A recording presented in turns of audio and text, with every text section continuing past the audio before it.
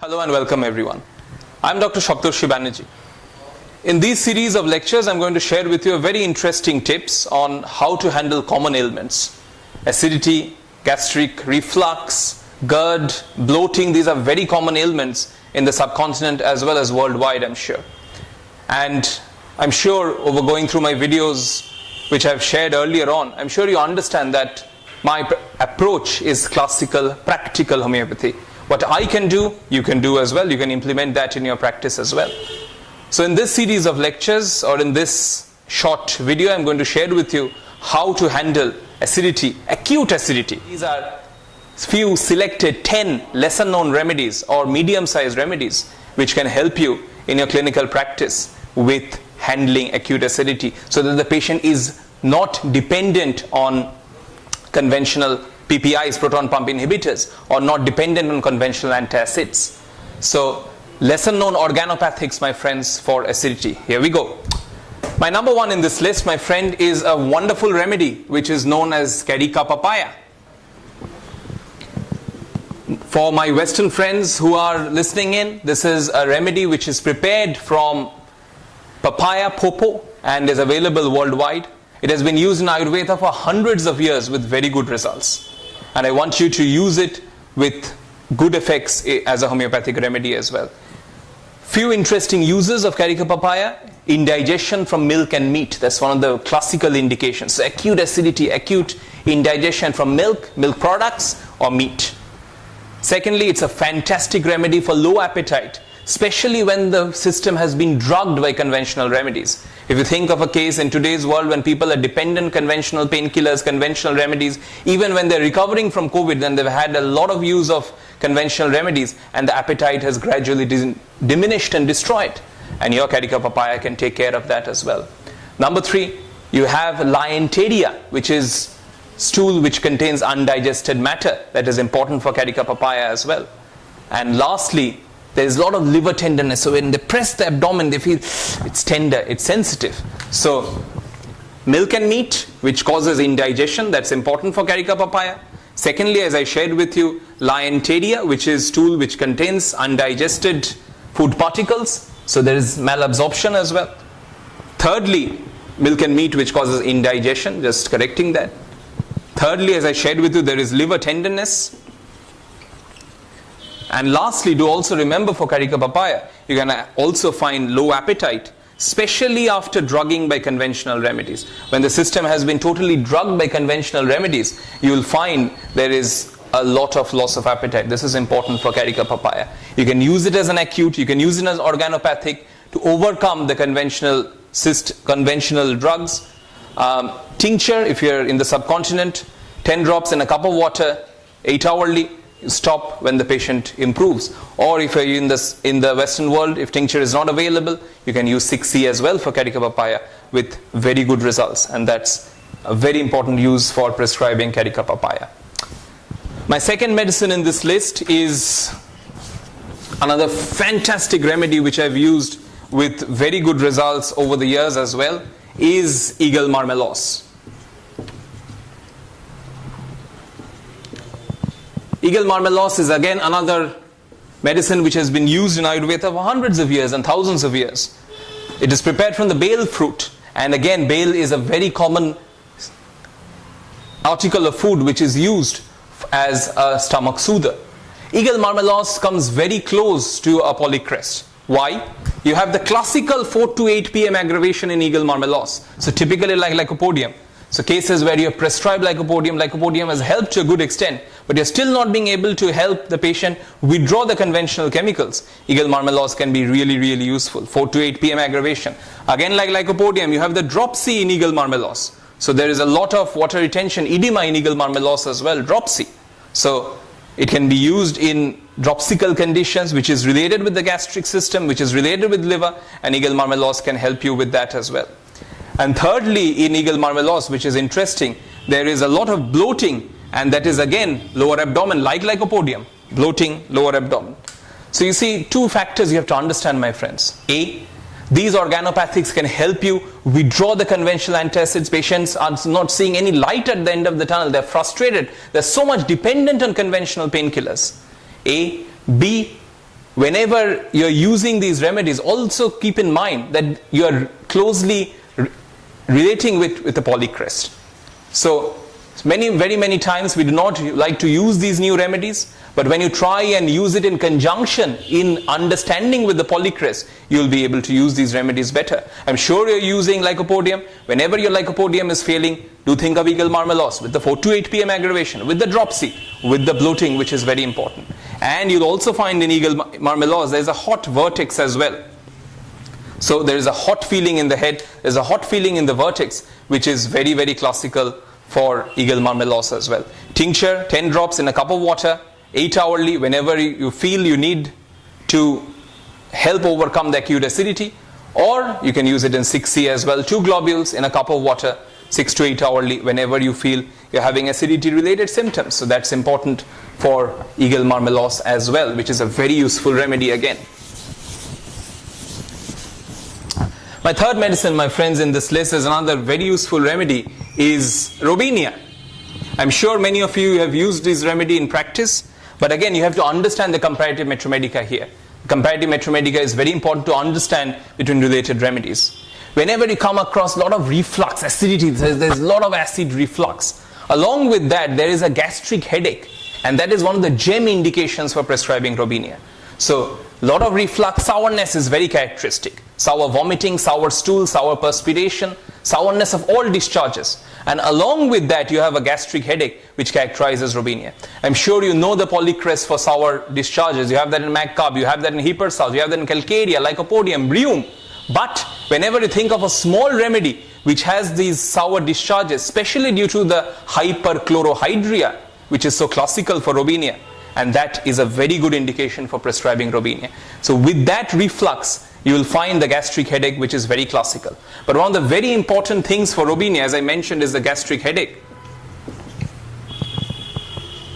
But also you have to remember some of the foods which flare up for Robinia. You have aggravation from flatulent foods.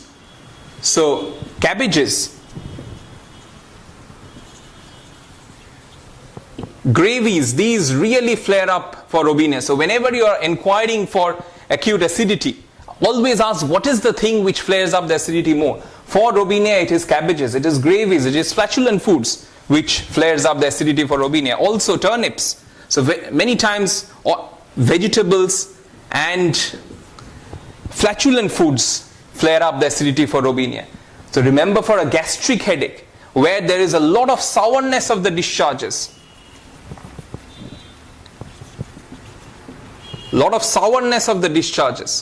that is very, very classical for understanding Robinia. With the flatulent food aggravation, cabbages, gravies, turnips flare up the acidity for Robinia. That is very, very classical. You can use it in tincture, you can use it in 6C as well. Again, the dosage, the posology is the same. Do understand that there are few closely related remedies which comes close. Whenever you think of the gastric headache, you also have the Iris versicolor. Iris vers is also another remedy which has this kind of reflux. But the difference here is in Iris versicolor, there's a lot of burning. So right from the stomach it goes, right from the throat it goes down to the stomach. So there's a lot of burning. Along with that burning, you'll have a gastric headache and you have a constipation. So that is important for Iris versicolor. So the difference, the comparative metromedica, in Robinia you have the sourness, in Iris is more burning through the entire alimentary canal. Along with there is the headache, along with that there is constipation, which you may not have in Robinia as well. So Iris versicolor is a related remedy with the gastric headache. Do also remember another very useful remedy is Yucca. Yucca is a closely related remedy where you will find this kind of bilious headache. But whenever you think what is the difference between a gastric and a bilious headache, in case of bilious headache is more bitterness, so bitter vomiting which you have with Yucca, whereas in case of Robinia it's more sourness because of the hyperchlorohydria. So the comparative metromedica is more with Yucca, is more with Iris versicolor, which is important to understand for these remedies. Tincture or 6C again for Robinia.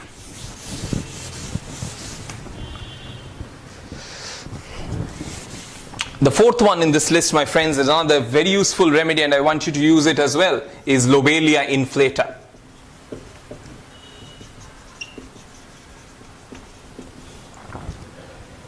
In case of lobelia inflata, which is important to understand, is there are two factors. Either you can get a gastric headache like Robinia, but also what is interesting in lobelia inflata is you can get a dyspnea of gastric origin. So whenever they had a meal, whenever they are full with food, there is a lot of flatulence formation and the out of breath. So there is shortness of breath after eating. You'll find that in Boricus Metromedica, you'll find that in Clark, who mentions there's shortness of breath after eating, which is very important for lobelia inflata. So either you can get a gastric headache in lobelia, or you can get a dyspnea of gastric origin, which is important. So either a gastric headache, or you can get a dyspnea. So both are important factors for prescribing lobelia inflata. And also do remember, in lobelia there is profuseness of discharges. So either you can get a profuse sweat, or you can get profuse salivation as well in lobelia inflata. Sometimes, with the water brush there is salivation as well, which is important for prescribing lobelia inflata as well. So gastric headache with dyspnea of gastric origin, that is one of the classical indications. Whenever the patient says, I need to take an antacid because I am feeling out of breath, I am feeling breathlessness, post-eating, there is a fullness in the abdomen, and lobelia inflata will help you with very good results. Sometimes they can tell you like an empty feeling, a faint feeling at the epigastrium as well. But profuse salivation, profuse perspiration, two very good concomitants for lobelia inflata. Tincture in the subcontinent, even 6C, 30C works well for lobelia inflata. Specially adapted to obese constitutions. They're obese, they can be alcoholics, they can be addicted to tobacco as well. So those can be few factors in the background for lobelia inflata. But it's a very useful medicine for acute acidity to overcome the acute condition.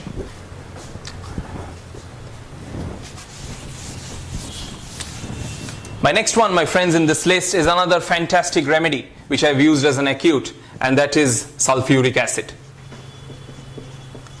I'm sure you have used this remedy, but I want to quote you or share with you N.M. Chaudhary's words about sulfuric acid. That he remembers the sweet old days of his childhood when he used to pluck the raw mangoes from the trees. So N.M. Chaudhary remembers the sweet old days of childhood, plucking the raw mangoes from the trees. And there he used to bite on that, and that sourness which he used to feel when he biting the raw mangoes and setting the teeth on the edge. And that's very, very classical for a remedy like sulfuric acid. Sour eructation, again sourness like Robinia, but here the sourness is more on the teeth. It sets the teeth on the edge. That is very, very classical for sulfuric acid. So whenever a patient tells you with acute acidity, with acute reflux, that there is sourness in the mouth, but it's almost like my teeth are on my edge as I've taken or have bitten on a raw, ripe fruit, and that is the classical indication for prescribing sulfuric acid. Sour eructation, setting the teeth on the edge. Along with that, in sulfuric acid, there's a lot of weakness. There's a lot of debility. Why the debility? It's an acid. So the debility is coming from the acid. And the debility here is of the digestive tract. So the entire digestive tract is very, very weak, is very debilitated. So sourness, especially with the teeth. You see how the comparative Metromedica comes here. Your Robinia will tell you sourness, sour eructation, sour vomiting. But whenever it's a sulfuric acid patient, he will tell you that it's like as a bitten a raw mango, a raw sour fruit. And that's the exact expression of sulfuric acid. Sometimes with sulfuric acid, you can find they're very long-term alcoholics. So they've been dependent on alcohol. You can get alcoholic tremors. You can get bleeding from the orifices due to excessive alcohol intake and liver damage as well. But those are long-term complications of sulfuric acid, which we'll have another session later on. But with an acute acidity, this is very important to understand with the reflux. This is classical for sulfuric acid. Again, you can use in 1X or 6C as well. Both are useful for sulfuric acid for overcoming that acute acidity. Patients are not dependent on conventional medication. You can use sulfuric acid to overcome that condition. So I shared with you for sulfuric acid, sourness sets the teeth on edge. That is very, very classical. Debility is also very, very classical for sulfuric acid. The weakness, which is exhaustion, is very prominent. And thirdly, as I shared with you, there can be alcoholics as well in sulfuric acid.